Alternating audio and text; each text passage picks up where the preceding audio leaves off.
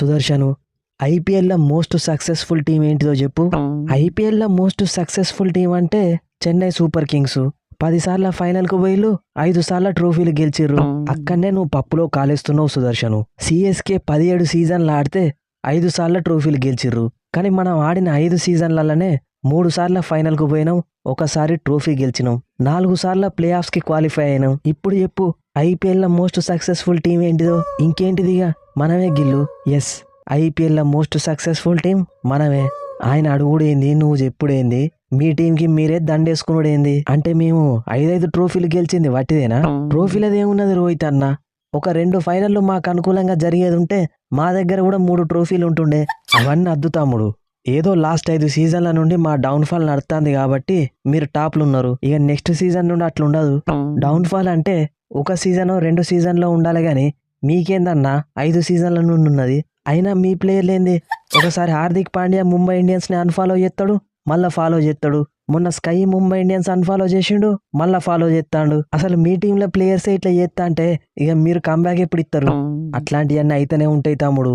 Next season comeback ఇచ్చి మీ Gujarat Titans కి తగిన గుణపాఠం చెప్తాం. అవన్నీ అయ్యే పనులు కాదు రోహిత్ అన్న.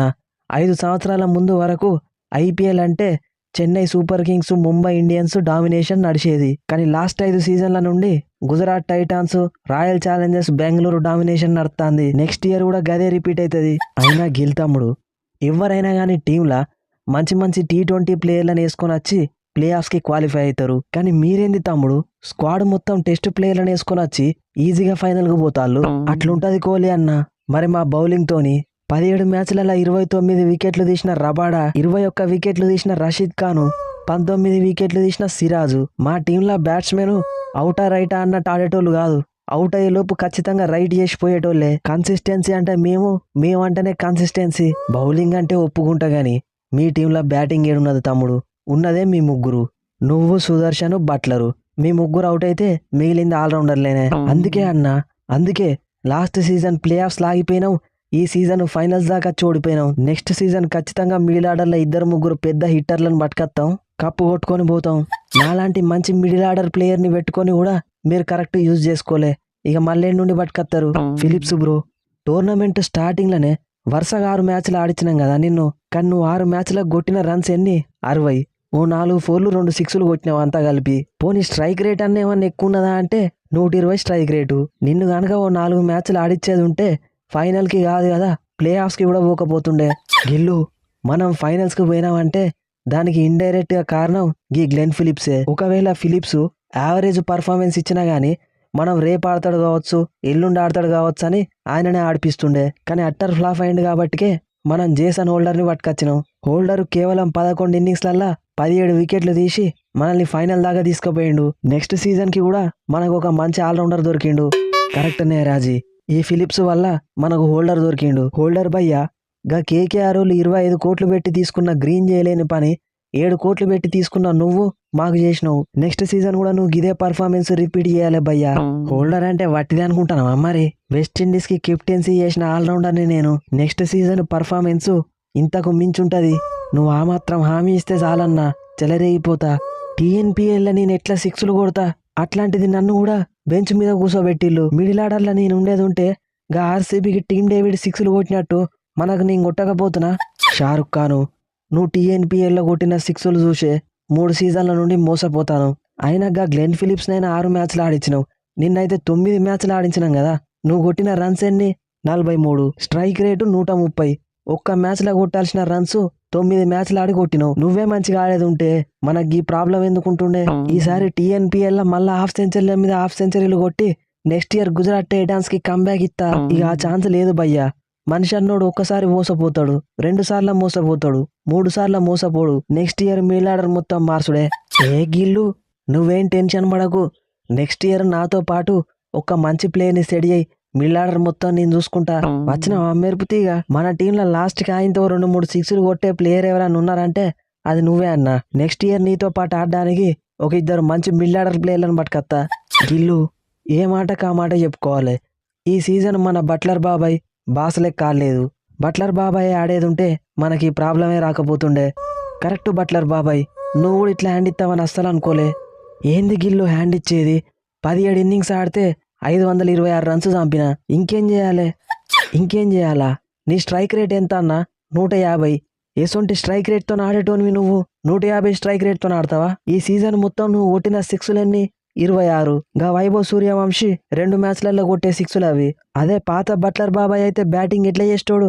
ఖచ్చితంగా 2-3 సెంచరీలు చంపేటోడు. ఈ ఐపీఎల్ కి ముందు 1 ఇయర్ వరస్ట్ ఫామ్ నుండి అత్తాన గిల్లు. వరల్డ్ కప్ కూడా మొత్తం ఫ్లాప్ అయిపోయినా. అందుకే జరంతా ఆచితూచి ఆడినా. నువ్వు ఆచితూచి ఆడినందుకే మనం ఫైనల్లో ఆచూకీ లేకుండా పోయినాం. నెక్స్ట్ ఇయర్ మాత్రం నువ్వు ఖచ్చితంగా దంచి కొట్టాల్సిందే. ఇక నెక్స్ట్ ఇయర్ కి టెస్ట్ బ్యాటింగ్ ఉండదు గిల్లు. మొత్తం అవుటా రైటా బ్యాటింగే ఉంటుంది చూడు. సుతార్ తమ్ముడు, ఆడిన ఫస్ట్ టెస్ట్ మ్యాచ్కే player of the match award గెలిచినావు. నీ లోపల ఇంత టాలెంట్ ఉన్నదని తెలియక నిన్ను బెంచ్ మీద కూర్చోబెట్టినా. వాడుకోవాలే కదన్నా. 3 సంవత్సరాల నుండి మీతోనే ఉంటానా. నా టాలెంట్ నీకు తెలియదా? నెక్స్ట్ ఇయర్ చూస్తావు కదా తమ్ముడు ఈ గిల్లు వాడకం ఎట్లుంటుందో. ఇంకేందన్నా, మనకి రషీద్ ఖాన్ తో కూడా అవసరం లేదు. ఆ రషీద్ ఖాన్ ప్లేస్ ని నేను రిప్లేస్ చేస్తే ఇంకో ఫారెన్ బ్యాట్స్మెన్ కూడా మనం ఆడించుకోవచ్చు. ఏం మాట్లాడతానో మానవ్ సుతారు. ఒక్క మ్యాచ్ కే రషీద్ ఖాన్ ని రిప్లేస్ చేస్తావా? రషీద్ మన వైస్ కెప్టెన్, మన క్లచ్ ప్లేయరు. ఏం పర్ఫార్మెన్స్ చేయనట్టు అనిపించినా ఈ సీజన్ 21 వికెట్లు తీసిండు. పోనీతి గిల్లు గా మానవ్ సుతార్కి తెలివగా మాట్లాడతాడు. అయినా నువ్వు ఒక పని చేయి. నెక్స్ట్ సీజను నన్ను మిడిల్ ఆర్డర్లో బ్యాటింగ్కి పంపి నా స్నేక్ షాట్లతోని అల్లాడిస్తా. వాషింగ్టన్, ఈ సీజను మన మిడిల్ ఆర్డర్ లెవెల్ అన్న మంచిగా ఆడిల్లంటే అది నువ్వు ఒక్కనివే. మా కోసం నీ వల్ల కాకపోయినా కానీ స్ట్రైక్ రేటు పెంచి మరీ ఆడినావు. Nice batting Washington. బ్యాటింగ్ అయితే చేపిత్తాలు కానీ బౌలింగే అసలు ఇత్తలేరు. మీ వల్ల నాకు బౌలింగ్ వచ్చన్న విషయం మర్చిపోయినా. మొన్న టెస్ట్ మ్యాచ్లో 6 వికెట్లు తీసినావు కదా సుందరు. ఏదో బై గాడ్స్ గ్రేస్ ఇంకా నాకు బౌలింగ్ వచ్చన్న విషయం మొన్ననే గుర్తొచ్చింది. ఓకే నెక్స్ట్ ఇయర్ బౌలింగ్ కూడా ఇత్తది, బాధపడకు. గిల్లు తమ్ముడు, 3 సార్లు ఫైనల్కు పోయి ఒక్కసారి మాత్రమే ట్రోఫీ గెలిచినావంటే ఎక్కడనో తప్పు జరుగుతోంది. ఎక్కడనో జరుగుడేంది? చిన్న పిల్లగాన్ని అడిగినా చెప్తాడు మన మిడిల్ ఆర్డర్లో బ్యాటింగ్ డోళ్ళు ఉన్నదని. ఫస్ట్ నువ్వు డొమెస్టిక్ మ్యాచ్లు చూసి మిడిల్ ఆర్డర్లో మంచిగా ఆడే 2-3 ప్లేయర్లని మినీ యాక్షన్లో పట్టుకొని రా. Okay Gill, okay, I will take care. So friends, ఈ స్పూఫ్ కనుక మీకు నచ్చితే మన ఛానల్ని సబ్స్క్రైబ్ చేసుకోండి. వీడియోని లైక్ చేయడం మాత్రం మర్చిపోకండి. ఇక మనలాగానే స్పూఫ్ చేస్తూ మనీ ఎర్న్ చేసుకుందాం అనుకునే వాళ్ళు డిస్క్రిప్షన్లో ఇచ్చిన ఇన్స్టాగ్రామ్ ఐడికి మెసేజ్ చేయండి. లాస్ట్ 5 ఇయర్స్లో ఆర్సీబీతో పాటు మోస్ట్ సక్సెస్ఫుల్ టీం ఏదంటే గుజరాత్ టైటన్స్ అని క్లియర్గా చెప్పొచ్చు.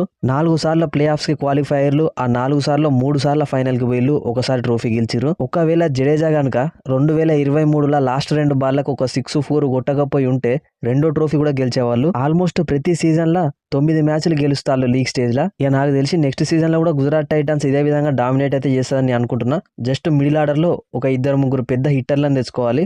ఇక మీరేమనుకుంటున్నారో కింద కామెంట్ సెక్షన్లో చెప్పండి. నెక్స్ట్ వీడియోలో మళ్ళా కలుద్దాం. Thanks for your love and support.